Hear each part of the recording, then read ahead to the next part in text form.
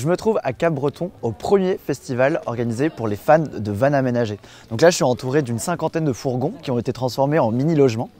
Ici, il n'y a pas de professionnels, c'est seulement des passionnés qui viennent montrer leur réalisation faite maison. Je vous emmène avec moi. Ah, mais tu me suis toujours, tu es encore là, toi. Alors là, on est tombé sur un van qui, en plus d'avoir une déco hyper originale, d'avoir tout un système genre douche, toilette à l'intérieur, a en plus un panneau solaire sur le toit pour alimenter le van en électricité. Coucou. Salut, bonjour. Salut. Du coup, on avait déjà écrit un article avec vous sur l'aménagement des vannes. Ouais. Donc là, on se trouve devant votre van. Tout à fait. Qui est très chouette. Merci. Que je laisse Marion vous présenter le van et si vous avez des questions techniques, là je vous réponds. Très bien. On avait un premier van. On a commencé en 2016, un truc comme ça, voyager en van. On avait un tout petit van. Ça nous a plu de fou. On a fait un voyage en Europe et tout. Et on a voulu changer pour avoir un plus grand et pour vivre dedans potentiellement. D'accord. Donc on s'est dit, bon bah voilà, on va recommencer un nouvel aménagement. Et donc on a acheté le Transit il y a 1 an. Et on a mis à peu près 4-5 mois à l'aménager en tout. 4-5 mois, mais pas à plein temps en fait. Voilà, le soir et les week-ends. Le soir, les week-ends. Et puis on voulait vraiment en faire comme une petite maison quoi, pour justement pouvoir vivre dedans et voyager en même temps. Du coup, on voulait avoir tout le confort d'une maison, une douche, des toilettes, des rangements, le lit.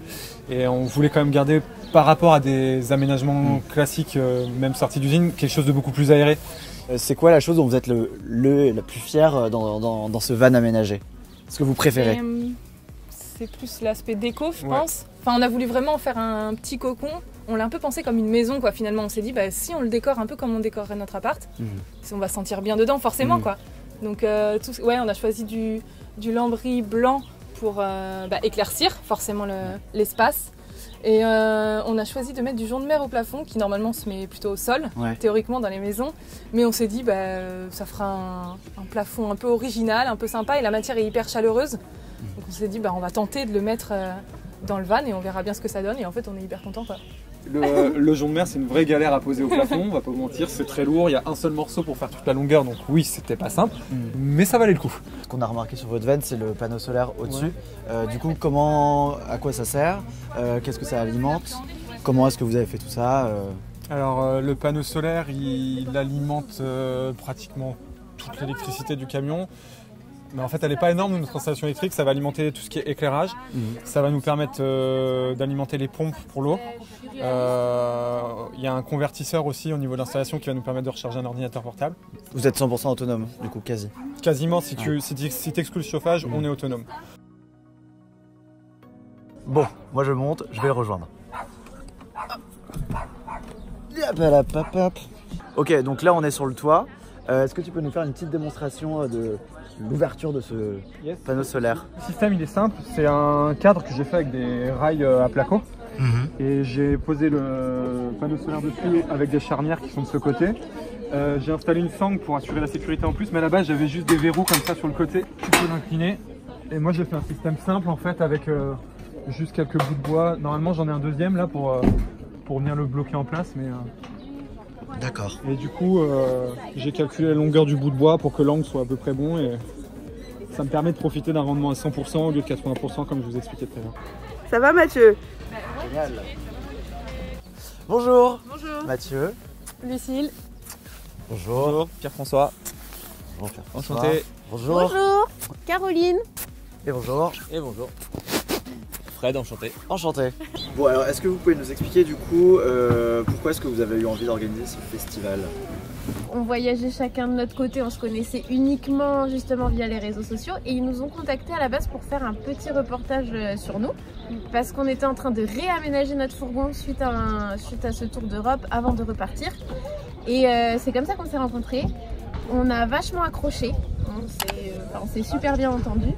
Et en fait, ils ont commencé à nous parler de cette idée de rassemblement. Et nous, franchement, on était super partants.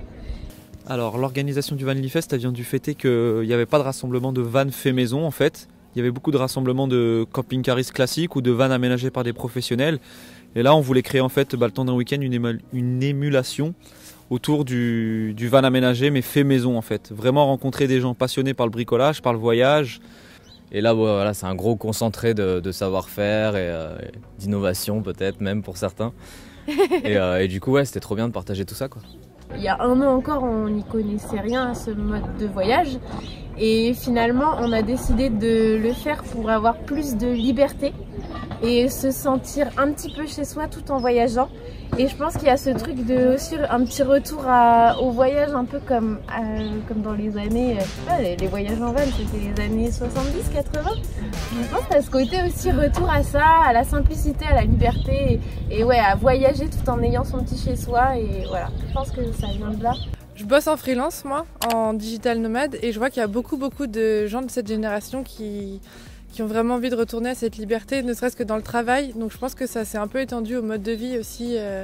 Voilà, l'envie de pouvoir faire un peu ce qu'on veut, de ne pas être attaché à un loyer, d'être un peu plus libre de ses mouvements. Et ça se ressent dans plusieurs domaines, quoi. Ouais. Je me trouve devant le van de Caro et Fred qui co-organisent le festival. Et dans leur van, ils ont une petite innovation, c'est une table de cuisine, c'est ça? Oui, alors c'est notre table. Pour gagner de la place, en fait, on a trouvé un système pour qu'elle se range au-dessus de nos tiroirs. Donc, je vais vous laisser regarder ça de plus près. Donc c'est un gros gain de place. Un gros gain de place, ouais, ça optimise à fond l'espace et c'est notre petit truc à nous. Très bien. Bon, on va voir ça? Allez.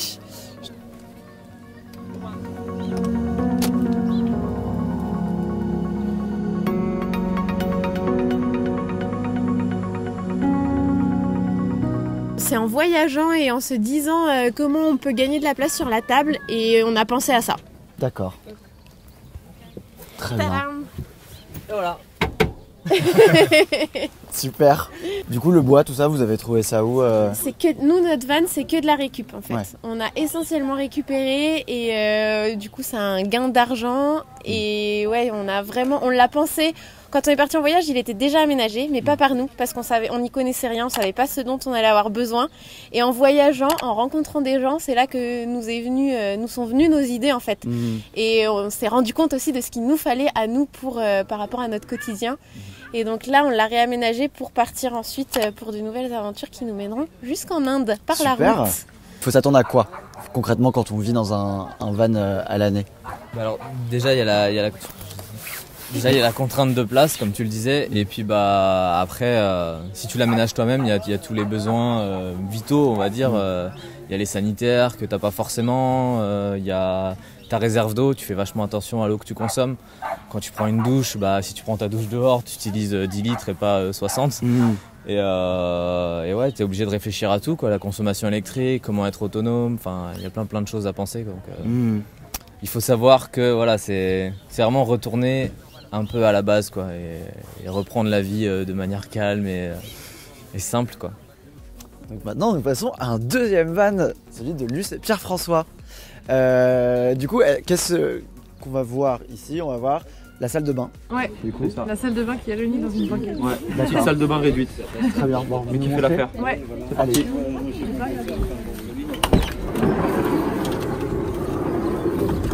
Parce qu'avoir une salle de bain dans un van, c'est pas forcément super évident. C'est vrai. Donc comment est-ce que vous êtes organisé? Comment est-ce que vous avez fait tout ça? Du coup, nous on a pensé tout réunir au même endroit, donc dans la banquette. Il y a les toilettes et la douche. Donc là, les toilettes, elles sont pas là parce que elles sont parties au nettoyage. D'accord. C'est un seau de toilettes sèches en fait. Et on enlève la banquette. Et donc il y a les toilettes comme ça.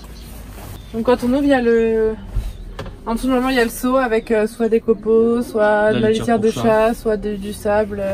Ça dépend de ce qu'on a sous la main. Et ensuite, pour se doucher, on ouvre ça comme ça. Et c'est pas très propre parce que ça fait 3 mois qu'on l'a pas utilisé. D'accord. Et du coup, l'eau sort d'où alors? Du coup, l'eau, il y a une cuve en dessous. D'accord. Il y a une cuve sous le châssis. Et ça arrive par là directement. D'accord. Très bien. Voilà. Et du coup, vous consommez par exemple combien d'eau par douche à peu près? Enfin, vous savez, on peut prendre combien de douches sans avoir à remplir avec 60 litres d'eau qu'on a, on fait 2 vaisselles de douche. D'accord. Voire 3 quand on arrive à être rapide. D'accord. Ça nous pousse à économiser l'eau, en fait, Ouais. économiser les ressources. Et on a même mis un plexi en fait derrière pour pas arroser le bois en fait. D'accord. Oui, Par pour contre, on se protéger le douche accroupi En fait, on a fait le van avec un artisan en qui collaboration. nous a formé aussi sur l'aménagement et c'est lui qui a eu l'idée. de faire ça. C'est un chantier participatif en fait. Et c'est quelque chose qui est commun, du coup, ce système-là dans les vannes aménagées, ce système de douche, toilette, enfin comment... Je crois que c'est un peu nous qui l'a commencé, enfin pas nous, du coup l'artisan qui... L'artisan, ouais. Après tout le monde nous a demandé, ah c'est trop bien les... Parce que les gens font comment d'habitude, enfin ça se passe Bah, il y a comment, soit des cabines, il y a soit dehors, hein. des douches dehors Des solaires, douches puisque dehors, ceux qui font des vacances ou des week-ends qui vivent pas l'année dedans, ils se douchent souvent dehors, avec le temps qui s'y prête. Et il y a quelques douches cabines, mais je sais pas s'il y en a ici aujourd'hui. Alors là, on a trouvé un van qui n'a pas une innovation en particulier, mais qui a un aspect hyper original. C'est un van qui ressemble à l'intérieur à un chalet. On y va. Bonjour.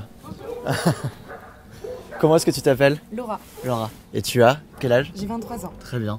Alors, est-ce que tu peux nous présenter ton van? Qu'est-ce qui fait l'originalité de ce van?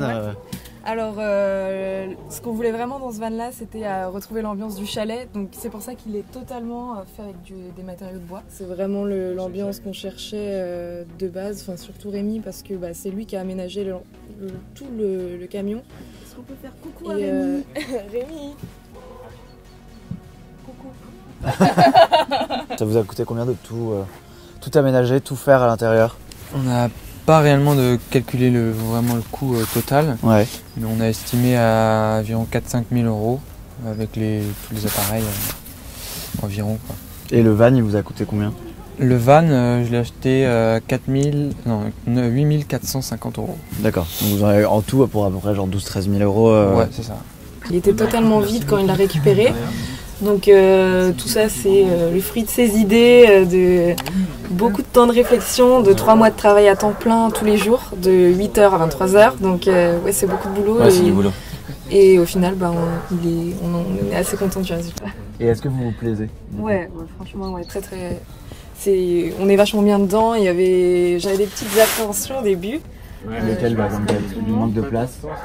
La place, parce que déjà vivre à deux c'est une chose, mais vivre à deux dans un aussi petit espace c'est un autre défi.